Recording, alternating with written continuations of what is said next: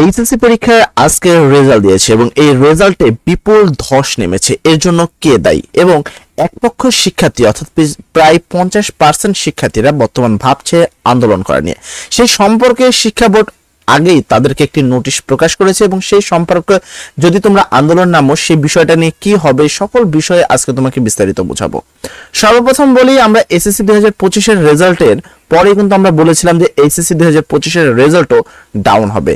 আমি যদি 2024 সালের পাশের কথা বলি, সেক্ষেত্রে পাশের পার্সেন্টেজ ছিল 95.95%, কিন্তু এসএসসি 2025 এর অর্থাৎ আজকে যে রেজাল্টটা প্রকাশ করা হলো সেই রেজাল্টে কিন্তু পাশের পার্সেন্টেজ 50 থেকে 56% ছিল। কোনো কোনো বোর্ডে 50%, কোনো কোনো বোর্ডে 56%, তো মোটামুটি 56%কে এভারেজ ধরা যাচ্ছে। তো এই যে বিপুল পরিমাণ ধস, যেখানে 95.95% কোথায় আর সেইখানে 56% কতটুকু, মানে বিপুল ধস, এই ধসটার জন্য দায়ী কে সে বিষয়ে আমরা শিক্ষা বোর্ডের দুইটা নিউজ দেখব। ফার্স্ট আমরা নিউজ দেখতে পাচ্ছি এসএসসি ফল ধস, যা বললেন ঢাকা শিক্ষা বোর্ডের চেয়ারম্যান। অপরদিকে এই বিষয়ে আরেকটা পাশের পার্সেন্টেজ, এবং যদি যে সকল শিক্ষার্থীরা আন্দোলনে নামার চিন্তা ভাবনা করতেছ সেই সকল শিক্ষার্থীদের জন্য বেশ গুরুত্বপূর্ণ কিছু বিষয় আগে থেকে চেয়ারম্যান সাহেব বলে রেখেছেন। তো চলো আমরা এই বিষয়গুলো একটু দেখে নিই।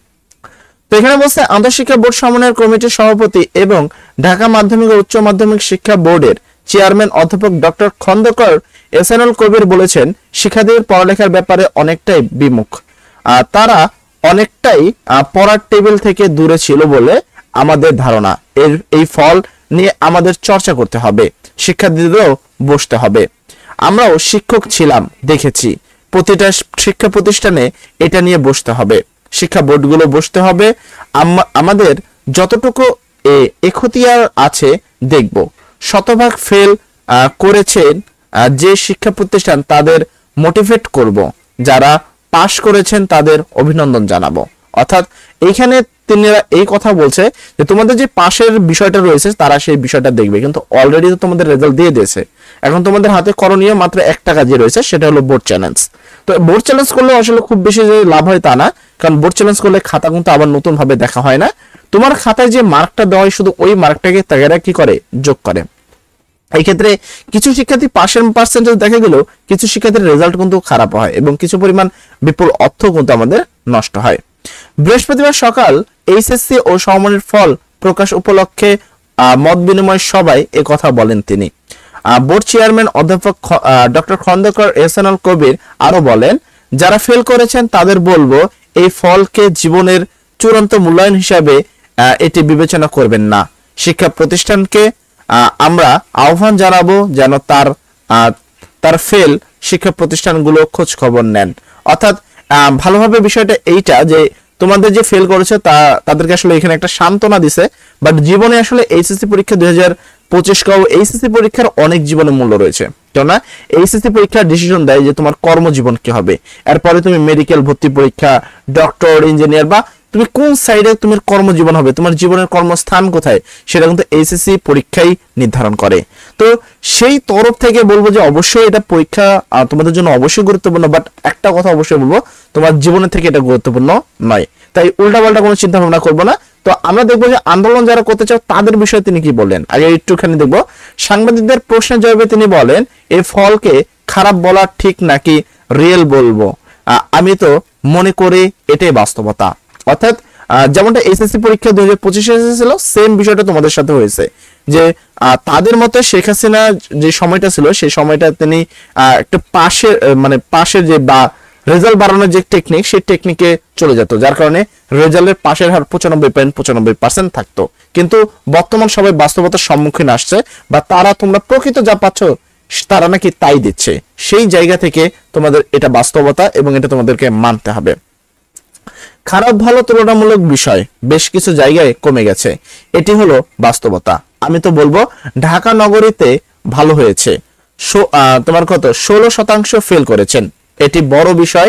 এইচএসসির পর এইচএসসির ফল দিলাম, কাউকে ছক বেঁধে দেইনি যে ছাড় দিয়ে পাশের হার বাড়াবেন, এমন ভাবনা থাকার তোমার কি এখানে বলা হয়েছে প্রয়োজন নেই। অর্থাৎ এখানে কাউকে ছাড় দেওয়া হবে না। তো এখানে সম্পূর্ণভাবে তাদের কথা হলো তোমরা যা পাইছো খাতায় সেটাই দেওয়া হবে। তো তোমাদের কিন্তু বেশি মার্ক দিবেন না যেন তোমরা পাশ করো। সরকারের নির্দেশনা ছিল নিয়ম মেনেই সব হবে। তো এই যে বিষয়টা, এই বিষয়টা তোমাদের বলি। এবার আরো কিছু বিষয় নিয়ে কথা বলি, তোমাদের পাশের পার্সেন্টেজটা নিয়ে, তার আন্দোলন নিয়ে, এই দুইটা টপিক নিয়ে একটু কথা বলি তোমাদের সাথে। তো সর্বপ্রথম যদি আমি তোমাদেরকে এই বিষয়টি এখানে আসি, এখানে এটার দরকার নেই, আচ্ছা এখানে নিচে চলে যাব, এইটা আবার আসার কি দরকার, আচ্ছা এখানে আমরা আসি। তো এখানে যদি পাশের পার্সেন্টেজ নিয়ে একটু তোমাদের কথা বলি, মানে পাশের যে কি ছিল, তোমাদের জানো যে ইতিমধ্যে তোমার পাশের পার্সেন্টেজের অবস্থা খুবই খারাপ। তো এখানে আছে হলো 58% পাশের পার্সেন্টেজ, 51 তোমার এই 64 ঢাকাতে সবচেয়ে বেশি, মানে 64% ছিল। এছাড়া মোটামুটি সব জায়গায় 50 এভারেজ এরকমই ছিল। এখন তোমরা যারা আন্দোলন করতে বসছো বা আন্দোলন করতে চাও, তাদের একটু একটা বিষয় ক্লিয়ার করি। তো এসএসসি পরীক্ষা 2025 যারা পরীক্ষা দিছে তাদের পরীক্ষাও খারাপ হয়েছিল এবং তাদেরও পাশের পার্সেন্টেজ 68% ডাউন হয়ে আসছিল, মানে 68%। সেখানে তোমাদের পাশের পার্সেন্টেজ আরো কমছে। এখন তোমরা যারা আন্দোলন করতে চাচ্ছ তাদেরকে আমি একটু কথা বলবো, এসএসসি 2025 যা ঘটছে তোমাদের ওদের সাথে তোমাদেরও সেম জিনিস হবে। এসএসসি 2025 আন্দোলন করছিল, তা আহামরি কোনো লাভ হয় নাই, বেশ 3-4 দিন ধরে আন্দোলন করছিল। সেকেন্ড বিষয়, এসএসসি 2025 কাছে বেশ অনেকগুলো প্রুফ ছিল যে তাদের খাতা টিকটকাররা দেখছে, তাদের খাতা পাবলিশ করা হয়েছে, তো তাদের খাতা নিয়ে ফাজলাম কি করা হয়েছে, এই ধরনের কিছু তাদের কাছে প্রুফ ছিল। বাট তার পরবর্তীতে সেই জিনিসটা কিন্তু হয় না, যে তাদের কাছে আলাদা যুক্তি ছিল, যে যুক্তির সাক্ষেপে শিক্ষার্থীদের যুক্তি কিন্তু খাটে নাই। তো বিষয় এটাই যে তুমি যদি আন্দোলন করো বা আন্দোলন নিয়ে যদি তুমি কোনো চিন্তা ভাবনা করো, সেক্ষেত্রে তোমার তেমন বিশেষ কোনো লাভ হবে না, এটা তুমি নিঃসন্দেহে থাকতে পারো। কেননা এই রেজাল্ট কখনোই চেঞ্জ হবে না। এখন তোমার কাছে একটাই করণীয়, সেটা হলো তুমি চাইলে বোর্ড চ্যালেঞ্জ করতে পারো। এতে যদি তোমার ভাগ্য খোলে ভালো কথা, আর যদি ভাগ্য না খোলে পরের বছর আবার পরীক্ষা দিবা। অবশ্যই পড়াশোনা হাল ছাড়বা না। সব ভালো থাকবা, সবার জন্য দোয়া করি। আসসালামু আলাইকুম।